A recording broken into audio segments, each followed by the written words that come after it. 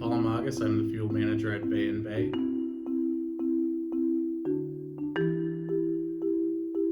The safety people will come in every orientation class to give you that briefing. We hear it all the time. What types of things do the safety people say? Slow down, be aware of your surroundings, attentive driving, that sort of thing. Well, if you think about it, those are really the same type of techniques that the efficiency people say when they're trying to train drivers on how to drive more efficiently.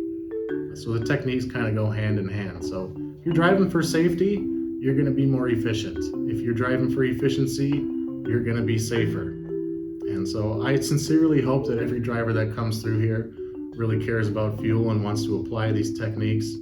But I get it. Some people just want to come in and run miles, get a paycheck, that sort of thing. Well, then I sure as hell hope that you care about safety. If you don't care about safety, then I don't know if this is the right line of work. We all got to care about safety, whether you're a driver, whether you're like us who work in this building, or work in the shop or something like that. That's the name of the game in trucking.